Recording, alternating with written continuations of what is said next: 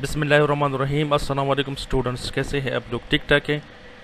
अच्छा, जो टॉपिक हम करेंगे वो है कोफिशिएंट ऑफ डिटर्मिनेशन और गुडनेस ऑफ पेट, या इसको हम आर स्क्वायर भी कहते हैं।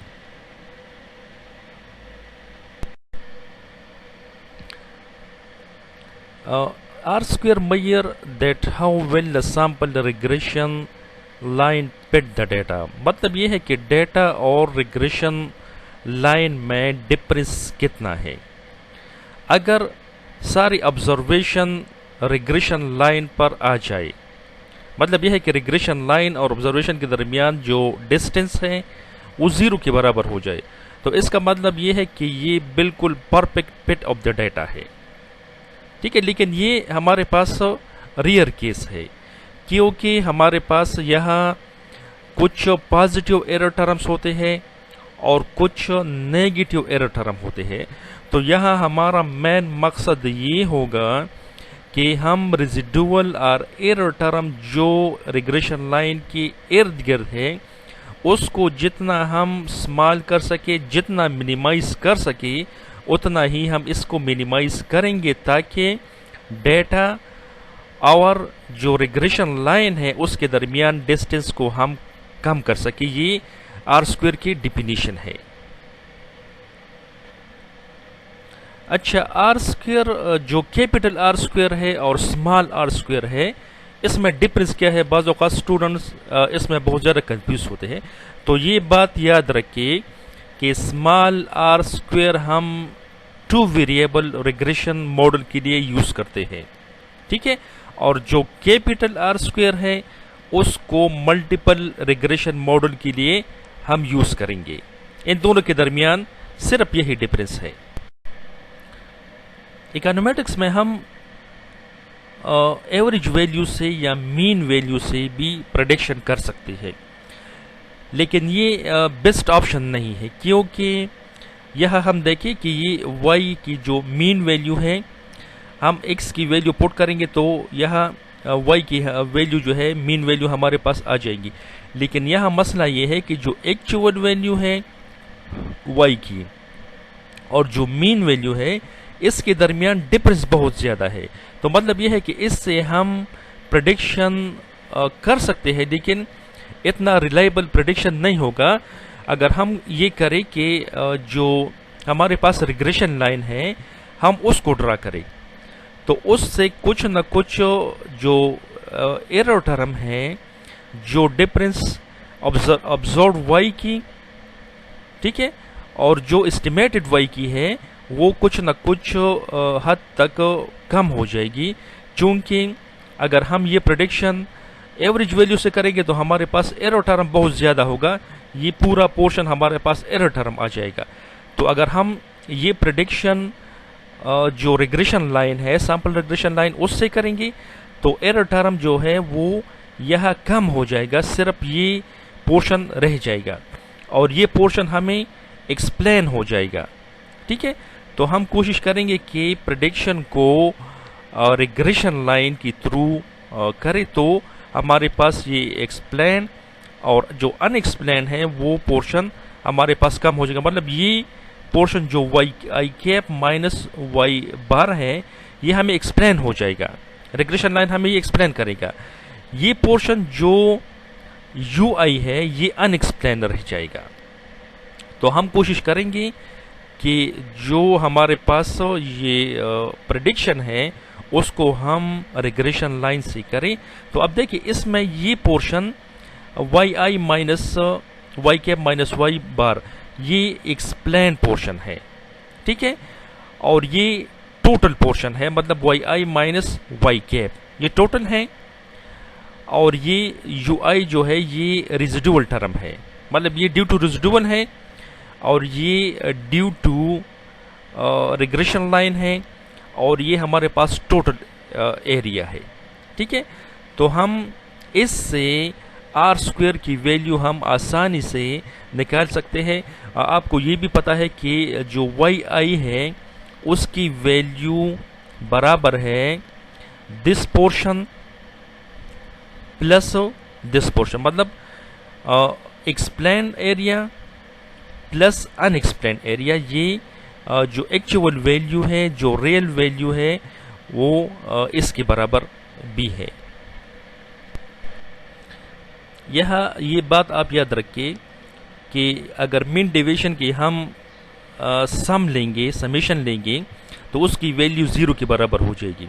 यहाँ देखिए sigma y i minus y बार या sigma x i minus x बार जो भी हो, तो उसकी वैल्यू 0 के बराबर होंगे। तो इसलिए हम मिनिमाइजेशन के लिए हम बोथ साइड स्क्वायर लेंगे। ठीक है, ये देखिए sigma y i minus y bar whole square, ये है total sum of square. Exponential sum of square बराबर है sigma y i cap minus y bar whole square. Residual और अनएक्सप्लेन सम ऑफ स्क्वायर बराबर होगा सिग्मा यू आई square, और जो are square है वो बराबर होगा explain sum of square divide by total sum of square. अब एक्सप्लेन सम ऑफ स्क्वायर मतलब यह है कि R square explain sum of square और टोटल सम ऑफ स्क्वायर के दरमियान रेशो शो करता है। ठीक है, तो ये बराबर होगा sigma y cap minus y bar divide by whole square divide by sigma y i minus y bar whole square. तो आर स्क्वायर इसके बराबर होगा अगर एक्सप्लेन और टोटल सम ऑफ स्क्वायर दोनों एक दूसरे के बराबर हो जाए। मतलब एक्सप्लेन सम ऑफ स्क्वायर बढ़ते बढ़ते टोटल सम ऑफ स्क्वायर के बराबर दोनों बराबर हो जाए, तो इससे जो वैल्यू आएगी वो 1 होगी। ठीक है, दोनों बराबर हो जाएगा, मतलब ये भी 10 हो गया, ये भी 10 हो गया, तो 10 divide by 10 is equal to 1। तो इसका मतलब यह है कि इसका मैक्सिमम वैल्यू 1 आएगा, और 1 का मतलब ये है कि इसमें एरर टर्म 0 हो गया। जब एरर टर्म 0 हो जाएगा तो एक्सप्लेन सम ऑफ स्क्वायर और टोटल सम ऑफ स्क्वायर एक दूसरे के बराबर हो जाएगी, और इसकी वैल्यू 1 आ जाएगी। 1 का मतलब है परफेक्ट फिट ऑफ डेटा। जो रिग्रेशन लाइन है, सारा डेटा बिल्कुल रिग्रेशन लाइन पर आ रहा है, तो ये परफेक्ट फिट है। अगर इस तरह हो कि एक्सप्लेन और टोटल सम ऑफ स्क्वायर के दरमियान डिस्टेंस बहुत बढ़ जाए, इतना बढ़ जाए कि टोटल एक्सप्लेन जो है वो टोटल सम ऑफ स्क्वायर जो एक्चुअल वैल्यू है उसको बिल्कुल एक्सप्लेन ना करे, तो इसमें एरर टर्म बहुत ज़्यादा बढ़ जाएगा। सपोज करें अगर आर स्क्वायर 0 के बराबर हो जाए, तो इसका मतलब ये है कि ये डेटा बिल्कुल परफेक्ट अनफिट है। ठीक है, कोई भी पॉइंट ये एक्सप्लेन नहीं करता, बल्कि ये वैल्यू बिल्कुल एवरेज लाइन पर आ जाएगी। ठीक है, तो मतलब यह है कि आर स्क्वायर की वैल्यू 1 और 0 के दरमियान आएगी, ये इसका लिमिट होगा। अच्छा, इसको हम मैथमेटिकली किस तरह कैलकुलेट करेंगे, तो ये देखिए ये पूरा प्रोसेस है इसका कि हम आर स्क्वायर की कंप्यूटेशन के लिए ये प्रोसेस करते हैं कि y i is equal to y i cap plus u i cap, ये इसके बराबर है। ठीक है, इसको हम डिवीजन फॉर्म में यू लिख सकते हैं कि small y i is equal to small y i cap plus u i cap. अब हम दोनों तरफ सिग्मा लेंगे और स्क्वायर लेंगे मिनिमाइजेशन के लिए, तो ये हमारे पास आ जाएगा sigma y i square is equal to sigma u i cap plus u i y i cap plus u i cap whole square. ठीक है, तो चूंकि a plus b whole square formula है, तो ये आ जाएगा sigma y i cap square plus sigma u i cap square plus 2 sigma y i u i. ठीक है, अब देखिए कि इसमें सिग्मा वाई आई यू आई 0 के बराबर है, क्योंकि हमारे पास वाई आई बराबर है बीटा कैप एक्स आई के। ये किस तरह बराबर है ये अब हम यहाँ देखेंगे। ये देखें कि ये हमारे पास है एस्टिमेटेड रिग्रेशन लाइन और ये एवरेज है। इन दोनों को हम कैलकुलेट करेंगे, मतलब एक से दूसरा माइनस करेंगे, तो हमारे पास आ जाएगा y i cap minus y cap y bar is equal to alpha, alpha के साथ कैंसिल हो जाएगा, ये रह जाएगा beta cap x i minus beta cap x bar. ठीक है, बीटा कॉमन ले लें, x i minus x bar small x के बराबर है, तो ये आ गया y i is equal to beta cap small x आई।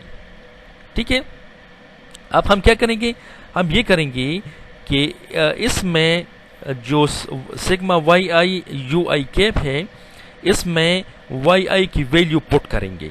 तो ये आ जाएगा sigma beta cap x I small x i into u i cap. ठीक है, या हम इसको इस तरह लिख सकते हैं कि बीटा इससे बाहर निकले क्योंकि ये कांस्टेंट है, तो beta cap sigma x i u i. ठीक है, अब यू आई हमारे पास बराबर है जो रेजिडुअल यू आई है small y i minus beta cap x आई। इसको हम इसमें पुट करते हैं इस वैल्यू में, तो ये आ जाएगी beta cap is equal to beta cap into sigma x i into y i minus beta cap x i. अब इसको हम आगे देखते हैं कि ये किस तरह जाएगा।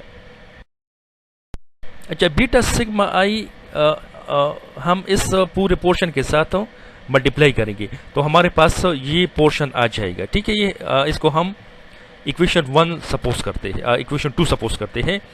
अब हम क्या करेंगे, यह देखिए जो बीटा कैप है उसकी वैल्यू बराबर है sigma x i into y i divide by sigma x i square. ठीक है, इसको हम इस तरह लिख सकते हैं कि ये जो सिग्मा एक्स आई स्क्वेयर है इसको हम दूसरी तरफ ले जाए, तो ये आ जाएगा beta cap sigma x i square is equal to sigma x i into y आई।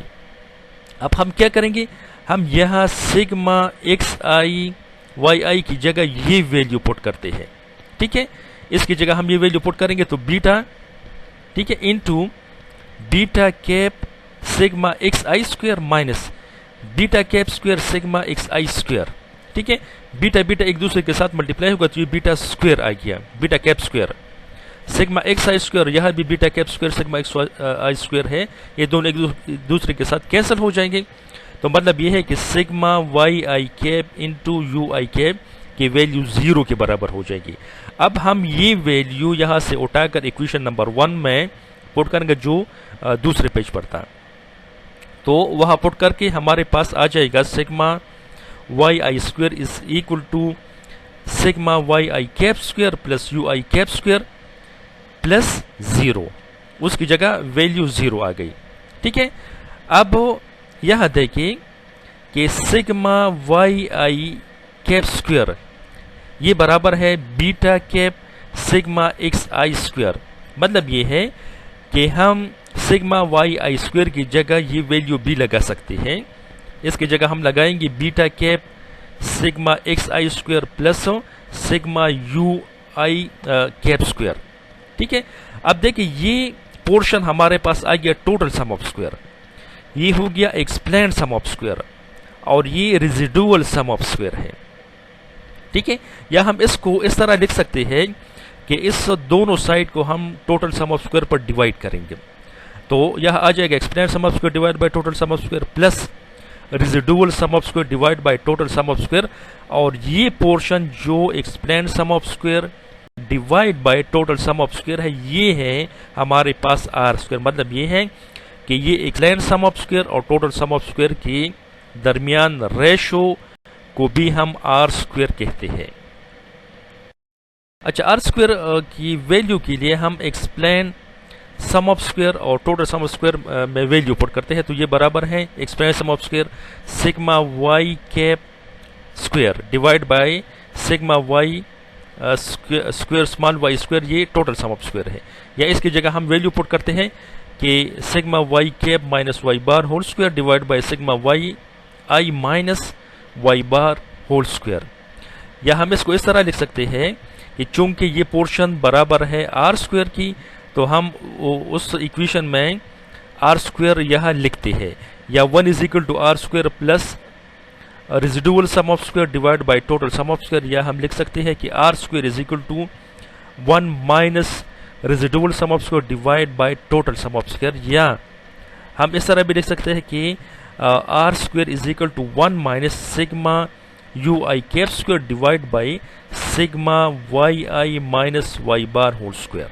ठीक है, तो ये पूरा प्रोसीजर था कि हम आर स्क्वेयर की वैल्यू मैथमेटिकली इससे हम किस तरह फाइंड आउट कर सकते हैं। ओके, थैंक यू, अल्लाह हाफिज़।